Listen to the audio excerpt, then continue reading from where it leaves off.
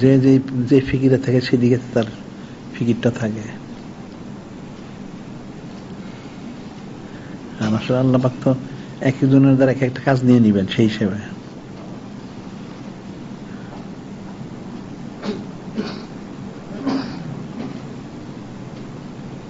এরপরে সমাজের মধ্যে ব্যতিক্রম আছে।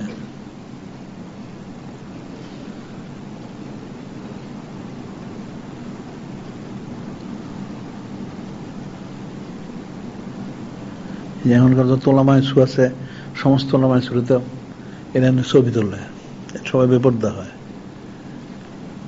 বা তন্ত্র মন্ত্র করে, যে বর্তমান জামানায় দরকার আছে।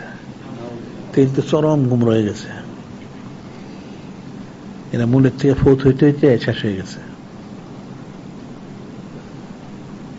আর মানুষ তো গুমরা একবার হয় না, ধাপে ধাপে হয়। আর ইবলিশ তো ইবলিশে চতুর, সে তো একবার গুমরা হয় না, কায়দা করে আস্তে আস্তে সরাই দেয় মূলের থেকে। এই সিলসিলাগুলি যখন বন্ধ হয়ে যায়, সিলসিলা বিবিধ বন্ধ হয়ে যায়, মূলের থেকে সরে যায়।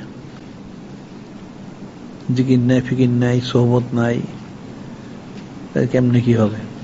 সুন্নত মোবারকের গুরুত্ব নাই, আস্তে আস্তে মূলের থেকে ফৌত হয়ে যায়, পরে বিভ্রান্ত হয়ে যায়। নাউযুবিল্লাহ।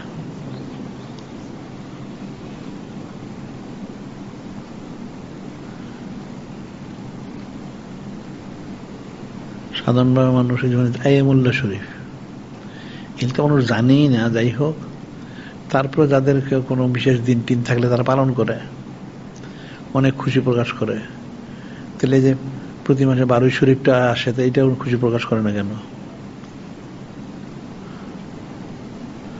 মানুষ তো অনেক দিবস ব্যক্তিগতভাবে অনেক পালন করে। যারা কাফেররা তো কাফেরটা আছে, এছাড়া মুসলমানের মধ্যে যারা দুনিয়াদার তারা অনেক দিবস পালন করে।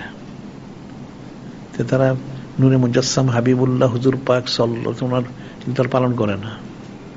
কোন ধরনের হলে তারা?